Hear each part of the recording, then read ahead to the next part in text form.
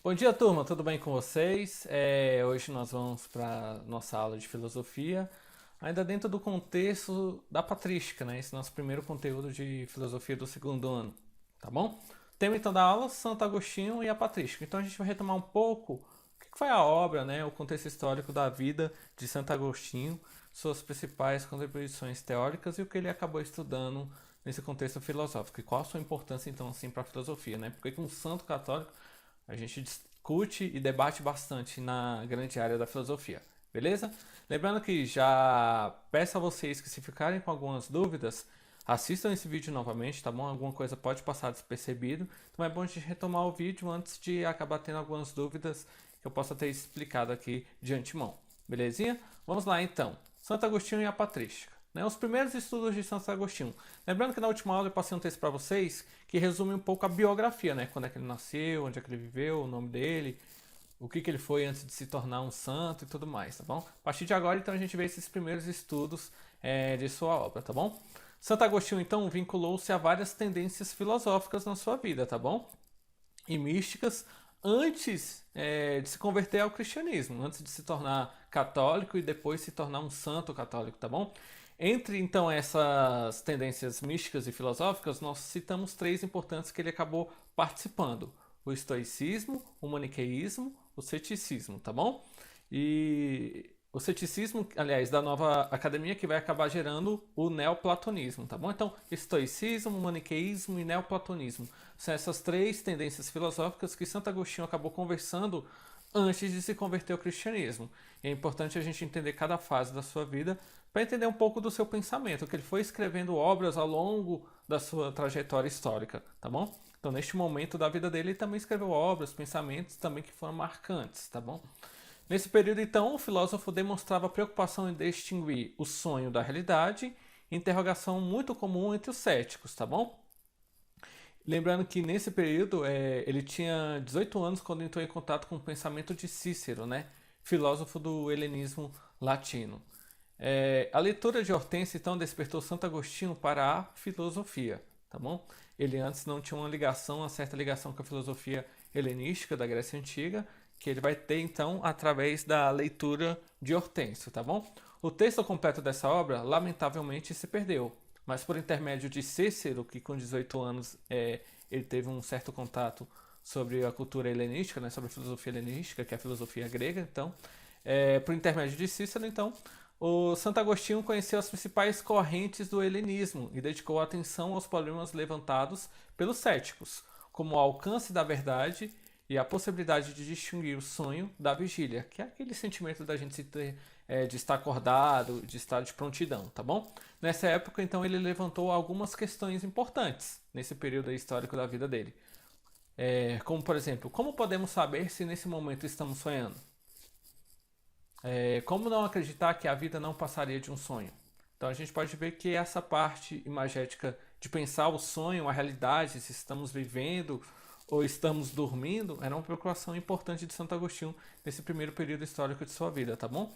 Então, Agostinho conseguiu superar os problemas céticos somente depois de sua conversão ao cristianismo, quando escreveu a obra Contra os Acadêmicos, tá bom? Que é essa obra aí que eu tô jogando no quadro aí para vocês lerem agora, para vocês terem uma imagem, né, dessa obra no nosso slide, tá bom?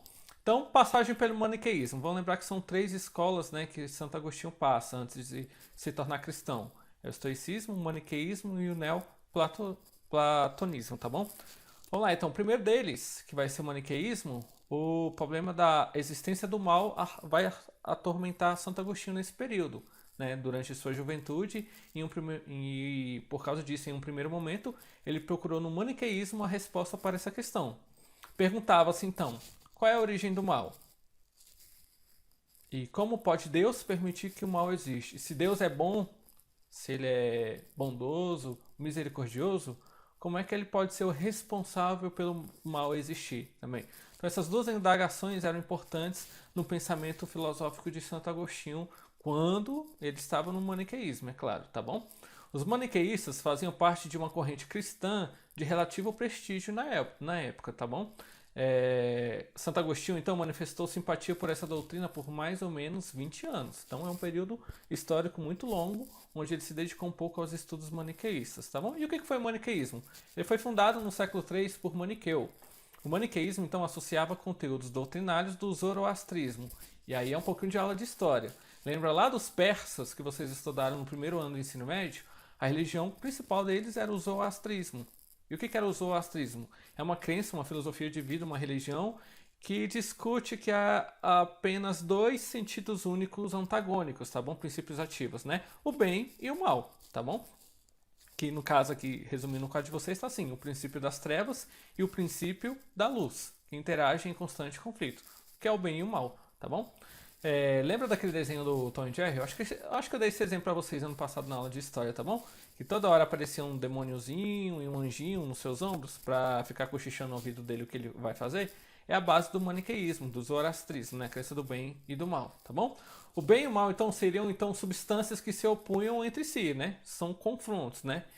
É a partir dessa luta que podemos entender a existência do mal entre as pessoas. Enquanto a matéria é má, o espírito é bom, tá bom? E aí que a gente tem uma representação, ilustração, é claro, tá? Do profeta persa Mani, que é o criador, fundador mais ou menos dessa teoria maniqueísta do bem, da dualidade do bem e do mal, tá bom? E aí a terceira escola que então Santo Agostinho vai passar um pouco é o neoplatonismo, tá bom? Depois de frequentar os círculos maniqueístas e estudar o ceticismo, né? Maniqueísmo, ele vai debater o bem e o mal. No ceticismo é a busca pela verdade, a explicação da verdade, tá bom? Santo Agostinho, no neoplatonismo, considerou suas ideias insuficientes e suas teorias frágeis, antes de ir, é claro, ir para o neoplatonismo. O pensamento que influenciou decisivamente do ponto de vista filosófico foi o de Platão. E a gente já está falando então de uma filosofia helenística, tá bom? Que ele teve contato com Cícero, tá bom? E essas ideias, então, essas ideias vai vir na sua juventude por meio da leitura leitura de Cícero, que foi o primeiro, vamos dizer assim, mentor da sua vida, né? Aquele cara que ele leu, que ele acompanhou um pouco essa filosofia helenística, e também de Plotino, tá bom? Foram seguidores de Plotino que fundaram a escola neoplatônica, tá bom? Seria um neoplatão, vamos dizer assim, tá bom? Os neoplatônicos fizeram uma interpretação muito particular de Platão e desenvolveram a ideia do uno, do único, do um, o único ser verdadeiro e imutável do qual todo o restante derivava. O que isso já parece para vocês? Uma coisa única que tudo é... Uma coisa única que é verdadeira e imutável, que nunca vai se modificar e que tudo se deriva através dele. Já é a ideia de Deus. O uno é uma ideia de Deus. Para eles, o mal não existiu realmente. Não existia, aliás, realmente. Isto é, o mal era a ausência do bem, uma imperfeição. Que é mais ou menos uma das bases das teorias que a gente vai ter cristãs, católicas, que a gente vai ver surgir um pouco depois na nossa história, tá bom? É que nós temos um ícone de Santo Agostinho, tá bom? Mostrando um pouco a pintura, a representação de Santo Agostinho, enquanto aí já como bispo, né, da Igreja Católica, tá bom? Então, filosofar e confessar. Principais temas, então, da trajetória de Santo Agostinho já como convertido ao cristianismo, tá bom? Uma das suas principais e mais conhecidas obras se chama Confissões, né? Bem direto ao ponto, tá bom? A primeira parte dessa obra ela é autobiográfica, ou seja, Santo Agostinho vai contar um pouco da sua trajetória de vida, sua trajetória filosófica, sua trajetória de história mesmo, tá bom? Uma narrativa detalhada de várias fases de sua própria vida. A segunda parte é reflexiva. Nela, o filósofo aborda os temas de que mais se ocupou, como Deus, criação e tempo. Ou seja, então é uma obra dividida em duas partes. Uma primeira parte é uma autobiografia e a segunda parte, aí sim, ele desenvolvendo algumas teorias filosóficas próprias sobre Deus, sobre a criação e sobre o tempo, tá bom? As Confissões dessa obra têm valor ao mesmo tempo literário e filosófico, pois, ao expor suas teses filosóficas em primeira pessoa, Santo Agostinho atribuiu à filosofia um caráter pessoal, um estilo próprio e subjetivo, né? Vamos dizer assim, um estilo impensável até então para os filósofos gregos e latinos. Além disso, a obra é considerada a primeira autobiografia importante da literatura ocidental, tá bom? Até porque a biografia em si é um estilo literário próprio, um gênero literário próprio que vai se desenvolver um pouco a partir desse momento ao longo da nossa história, tá bom? A sofística, então, já havia tentado se aproximar de um estilo filosófico pessoal, ao defender que toda a verdade era relativa, pois seria impossível dizer o que as coisas são em si mesmas, com base apenas em como elas aparecem para cada um.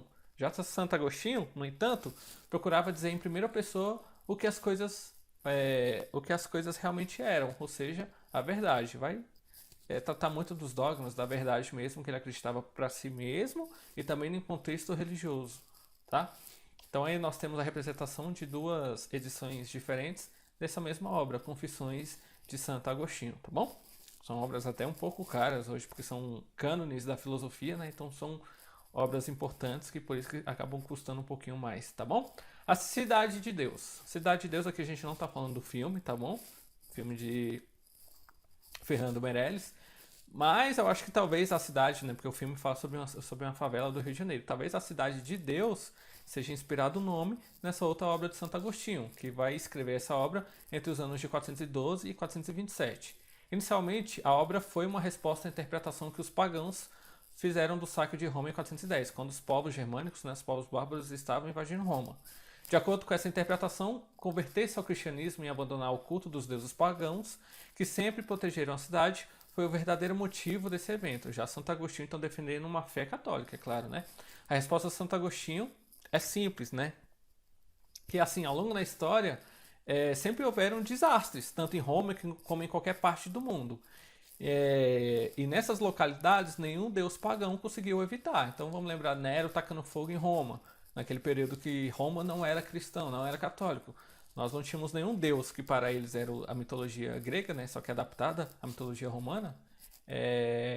Nenhum deus pagão acabou protegendo a cidade. Quando é que a cidade vai ser protegida? É quando a cidade toda, Roma, se converte ao cristianismo, tá bom? Então aí já é Santo Agostinho fazendo um pouco uma defesa das ideias católicas. A obra então de Santo Agostinho, essa Cidade de Deus, contudo, teve um alcance muito maior que uma mera resposta aos pagãos e influenciou decisivamente as relações entre a igreja e os poderes seculares durante toda a Idade Média. Quando a gente fala de poder secular, é o poder das pessoas, a nobreza, a aristocracia daquele período, tá bom? O filósofo, então, ele vai traçar a história da espécie humana, desde o pecado original de Adão e Eva, que corrompeu nossos espíritos, até o destino dos seres humanos após as revelações apocalípticas, narradas na Bíblia Sagrada, tá bom? O momento da ressurreição da carne e no juízo final. Então ele vai fazer um parâmetro da história da vida humana, né? Então, por isso que é a história da espécie humana, tá bom? Que é desde a criação até o juízo final, que ele vai escrever nessa obra, Cidade de Deus, que é uma obra tão grande que ela tem duas partes, tá bom? Parte 1 e parte 2. A exposição, então, de Santo Agostinho nessa obra gerou uma importante consequência política. Forneceu à Igreja Católica o argumento teórico para defender sua autoridade diante do mando imperial, ou seja, que a Igreja tinha poder perante o imperador romano. Como a Cidade de Deus era considerada superior à Cidade dos Homens, o grande conflito que marcou, porque ele vai fazer essa dualidade na obra de Cidade de Deus, tá bom? Ele cita lá que existem duas cidades, a de Deus e a dos homens, e aqui a Cidade de Deus, ela é superior à Cidade dos Homens, tá bom? Então, por ser considerada a maior Cidade de Deus, o grande conflito que marcou a Idade Média, a disputa entre o poder religioso e o poder secular. Levando a crer, então, a gente acabando se desenvolvendo para uma ideia de que a igreja tinha um maior poder naquele período, graças também a uma contribuição teórica de Santo Agostinho naquele período, tá bom? Essa é uma das obras mais bonitas que eu acho de Santo Agostinho, né? Pode ver que santo é toda uma representação de santo, né? Iconográfica, religiosa, mas rodeado por livros, né? Por ser filósofo, por ser um estudante, um doutor da igreja, então como ele é rodeado por livros, pode ser livros sagrados, mas livros próprios, e como ele está com uma pena na mão, então é no sentido de que ele está escrevendo um livro. Pode ver que o coração que ele segura na outra mão tem uns foguinhos que acabam repassando um pouco na cabeça dele, e ele com o olhar voltado para uma espécie de sol em cima do livro, né? Como se estivesse olhando da verdade, né? Veritas, tá bom? Então, acho que é uma obra muito que impacta e que resume bem quem foi Santo Agostinho, tá bom? Que nasceu pagão, tanto que ele não foi batizado quando criança, só depois de adulto, e ao se converter ao cristianismo se torna um dos principais pensadores da Igreja Católica, por isso que se torna doutor e se torna um dos maiores filósofos da Idade Média, tá bom? Turma, muito obrigado pela atenção de vocês na aula de hoje sobre Santo Agostinho, tá bom? Lembrando que ele é um dos fundadores da patrística, tá bom? E esse é o primeiro período histórico-filosófico da Idade Média. A gente entra na próxima aula falando já de São Tomás de Aquino e uma segunda escola filosófica cristã, que é a escolástica, que a gente vai entender um pouquinho melhor na nossa próxima aula, tudo bem? Peço que se ficarem alguma dúvida antes de me perguntar alguma coisinha, retomem o início desse vídeo, assistam ele novamente, vê se ficou algum segundo, algum minuto sem entender mais ou menos a explicação. E se mesmo assim persistirem essas dúvidas, vocês podem me procurar no WhatsApp sem problema. Eu estou disponível para ajudar a vida de vocês, tá bom? Abração, bons estudos a vocês e antes de me despedir, só lembrete, né, da gente ficar em casa, cuidando da nossa saúde, da nossa família, tá bom? É um período importante, é por isso que a gente está distante, né, para cuidar da saúde, então vamos manter esse cuidado, tá bom? E antes de me despedir, lembrando que após assistir essa videoaula, nós vamos ter uma atividade a ser feita lá na plataforma, tá bom? Então, terminou de assistir, volta para a plataforma, que lá tem uma lista de exercícios a serem respondidas consultando esse vídeo, tá bom?